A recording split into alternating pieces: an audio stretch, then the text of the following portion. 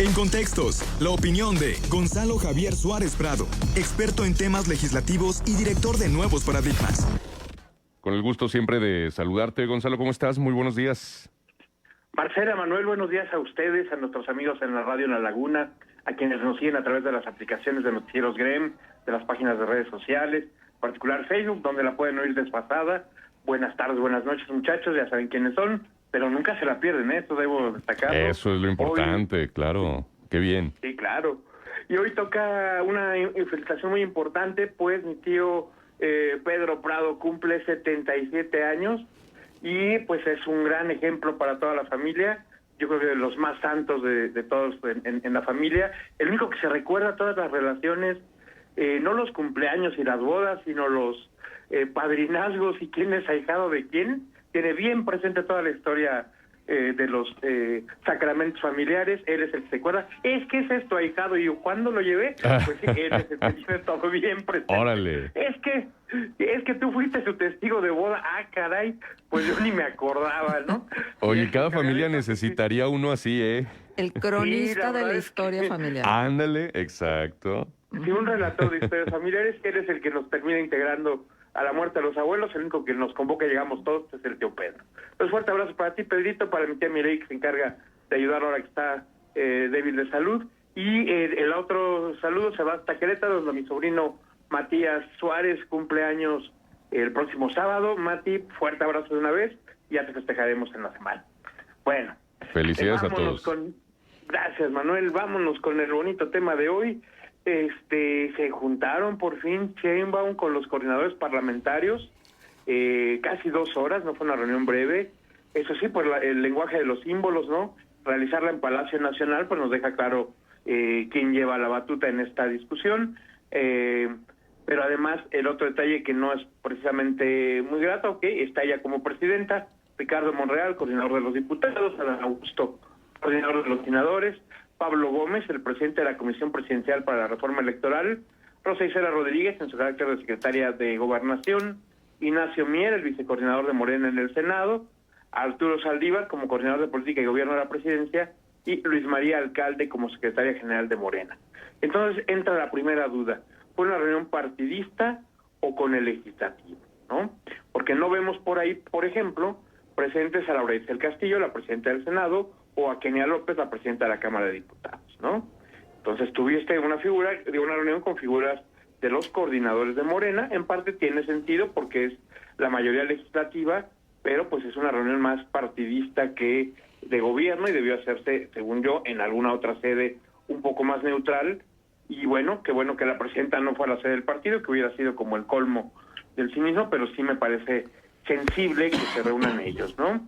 Según las declaraciones posteriores, porque por supuesto no sabemos de qué y cómo se habló a detalle, pero pues básicamente dicen, bueno, ya le presentamos el resumen de qué ha pasado en los 6 meses de foros y consultas con el INE.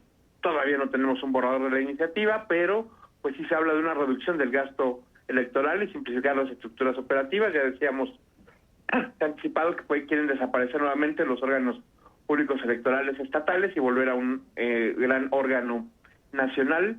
El tema del financiamiento a partidos políticos y tiempos en radio y televisión, reducir ambos, porque bueno, ya nos consta, y ahorita que tenemos elecciones acá en Coahuila, pues ya se sabe que la saturación luego de anuncios hace que dejes de oír, ¿no? Escuches el primero y te apagas las orejas hasta que llegue el siguiente bloque noticioso y olvídate de qué oíste en los anuncios, ¿no? Saturan de tanto tiempo. ¿Cómo integrar las cámaras legislativas si fuera parlamentario? Y este puede ser el punto más sensible porque insisten en desaparecer los plurinominales y por supuesto la oposición no está a favor de eso, pero no solo eso, los aliados, incluso Reginaldo Sandoval, el coordinador de los diputados del Partido del Trabajo, dijo que es absurdo poner en la mesa una reforma electoral cuando el país se enfrenta a otros tipos de desafíos, y lo recordó que sin sus votos del PT no hay manera de que saquen la reforma constitucional, Tienen que suavizarle ahí la petición. Lo hizo, comentó Reginaldo en tribuna, he dicho que en términos de reformas constitucionales se depende de lo que resuelva la 4T, pero la 4T depende de lo que resuelva el Partido del Trabajo y el Partido Verde. Hay que decirlo con claridad. el que se quiere engañar, que se engañe solo. Sin nosotros esto no avanza. Y dice, y con razón, Morena tiene 253, sin el PT y sin el Verde no les da. Si no estamos todos, no van a tener los 335 legisladores necesarios para una reforma constitucional. Y en la otra esquina, pues también brincó Ricardo Anaya a decirnos, y con razón, pues que Morena se está blindando ante una posible pérdida de las elecciones, ¿no? Comenta que esta es algo así como la ley Maduro de lo que Morena quiere instaurar en México, no es una reforma electoral, y dice que, pues bueno, si con instituciones libres se manipularon los resultados, pues con instituciones sometidas al gobierno va a ser algo terrible. Y dice con razón, ya tienen al legislativo controlado con órdenes de aprehensión y carpetas de investigación, el judicial con elecciones fraudulentas y organismos autónomos desaparecidos como el Coneval, COFESE e IEFT, ahora van por el INE, dice. Y por último, esta posibilidad de que se haga empatar la revocación de mandato de la presidenta Sheinbaum, que es otra de las propuestas, con la elección federal. El alegato es para que se gaste menos y no tengamos que hacer dos montajes electorales, sino para una consulta que puede no llamar mucho a la atención. Digo, recordemos que al presidente López Obrador tuvimos menos una participación por debajo del 10% del padrón, eso sí, con una abrumadora mayoría a su favor, más del 85 o 90%, pero los asistentes fueron relativamente pocos y no precisamente voluntarios, ¿verdad? Más de uno lo llevaron a votar y aún así pues la votación fue muy baja. Entonces dicen, bueno, evitémonos eso, hagámosla en conjunto, lo cual desde que se planteó la idea de la revocación de mandato se decía, a ver, no es buena idea porque pasa a sesgarla a favor del gobierno. Y del otro lado hay quien dice, es que ni con esa la va a librar, ya empiezas a tener si vienen las mediciones de opinión, de percepción pública, la presidenta anda arriba del 85 o 75%, depende a quién le preguntes, y dices, ay, pues muy buena. La verdad es que cuando evalúas al gobierno y no a la presidenta, no tiene políticas aprobatorias, alguna del 62%, y básicamente son las de entregas de apoyos directos, que por supuesto quien lo recibe lo aplaude, y algunos de los que no lo recibimos, pues pensamos que es buena idea apoyar a quien más lo requiera. Entonces también puede salir de ahí algo positivo para esta evaluación, pero en los demás temas, particularmente los dos que más han caído, que es en seguridad pública y en temas de corrupción, combate a la corrupción, salen muy abajo, pues particularmente después de los casos del huachicol tan notable que haya los sobrinos del exsecretario de la Marina involucrados en este tema. Eso le pegó muy fuerte y no lo ha podido reponer. Oye, Gonzalo, déjame preguntarte algo que me parece muy importante. Lo que tiene que ver con la fórmula de los plurinominales. Están también sugiriendo una nueva manera de que se nombren a partir de estas nuevas reglas, o sea, quiénes van a ocupar esos puestos, y si también está implícito la posibilidad de voto directo de los plurinominales. Mira, aún no se sabe el detalle. Sí hemos propuesto más de uno que las listas no debían integrarse por quien quieran los partidos, sino por aquellos que hagan campaña en distrito y pierdan, pero sean los mejores resultados de sus respectivos institutos electorales en la circunscripción, ¿no? Es decir, que tengan una simpatía popular, una presencia en sus distritos, y no sea nada más porque el gobierno lo dijo. Ahora, hay un factor importante. Algunos plurinominales tienen que llegar porque son los expertos en temas que podrían no ganar, digamos, con toda claridad, pueden no ganar ni la elección en su condominio para ser los administradores, ¿no? Porque no son los más populares o los más conocidos, pero que son muy técnicos, particularmente en temas como lo fiscal, que es bien importante tener gente que le entienda, pero que además tenga la posibilidad de decidir y votar ahí mismo. Y pues muchos sabremos, tenemos buenos amigos contadores, pero que no son los más carismáticos o los más festivos, ¿no? Uh-huh. Entonces es difícil que ganes una elección.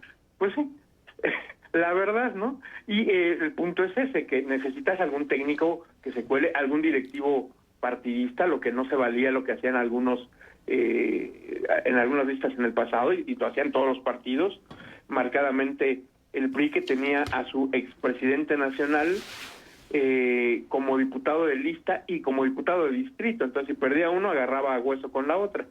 Pues no, debería jugar con una sola de lista, ¿no? No mezclarlos a ambos. Y sí sería importante esa integración que dices, a partir de que lo elija el público, aunque no gane su distrito, ¿no? Ajá. Que por lo menos la mitad de los asientos de la lista fueran por esa vía. ¿Y qué hay de la Y por la reducción otra- de curules, tanto en la Cámara de Diputados como en la de Senadores? Mira, como es el mecanismo hoy, repartes los votos por partido, más ciertas posiciones de lista. Entonces, en este contexto te decía, alguna vez a un gran experto en finanzas públicas, al profesor Isaac Katz, lo invitó el Partido de Acción Nacional a participar como candidato, iba en el lugar 13 de la lista y entraron 12. ¡Pum! Y otro bonito ejemplo, allá en la famosa elección del 97, un tal Marcelo Ebrard iba muy arriba en las listas del Partido Verde y ganaron tantos distritos que no le tocó en esa circunscripción asientos plurinominales porque iba a sobrerepresentarse y se quedó sin asiento. Así las cosas, ¿no? De repente puedes ganar de más y te quedas fuera, de repente en el redondeo ganas o pierdes un asiento. Si no recuerdo mal, aquí en el caso de Coahuila tenemos al diputado local Atolini, que también llegó no porque ganara la elección directa, sino en un tema judicial que pues alegaron que la representación estaba mal contada y terminó llegando a ser diputado en tribunales, no precisamente en las casillas, ¿no? Y bueno, parece que ha hecho un buen trabajo, un tanto escandaloso de repente, como en su informe que llevó luchadores, en lugar de darte sus datos duros y los aburridoros, cuántas iniciativas presentó y cuántas aprobaron, pues representó una lucha libre contra los malos y los conservadores, ¿no? Lanzándose el de la tercera cuerda. Bueno, entonces, la parte anecdótica. Claro. Los técnicos creo que ha hecho buenas cosas también, ¿no? Sí. Oye, Gonzalo, y bueno, en esto se plantea que los diputados pasen de 500 a 400, que 300 sean por mayoría, 100 que sean de representación proporcional, y la idea es que el Senado también no tenga plurinominales, ahí sí de plano no haya ninguno, y que los escaños bajen de 128 a 96. Esos son algunos de los puntos que medio se adelantaron, aparte de esto que nos decías, de que los plurinominales se elegirían con un nuevo método, con listas estatales a voto directo. Aquí, ¿qué sucede, Manuel, con este tema del Senado? No olvidemos un detalle, que en el diseño institucional el Senado representa a los estados y por lo tanto debería tener el mismo peso un estado pequeño con poca población, como podría ser Colima o Tlaxcala, con estados de alto volumen de habitantes y alta presencia, como podrían ser Veracruz o Jalisco, ¿no? Entonces, que valgan lo mismo los estados, y ese es el sentido del Senado, y en ese punto convendría no tener estrictamente diputados, o más bien senadores plurinominales, sino que en efecto sean por voto directo, aunque podría cambiarse a como está hoy, que entran los dos ganadores y el segundo lugar en las elecciones, ¿no? El candidato de fórmula del partido que llega en segundo lugar, que tenga más votos, es el que entra como senador de minoría. Esa puede funcionar muy bien. En diputados, pues bajar la lista de plurinominales, pues supuestamente es para garantizar que se esté representada la población, porque diputado representa a los habitantes, y ahí sí hay un diputado por cada X número de ciudadanos inscritos en el padrón, y por eso de repente tienes estados con muchos diputados, estados con pocos. Hay un límite mínimo que no pueden tener menos de cierto número, pero pues los hay bastante abundantes, ¿no?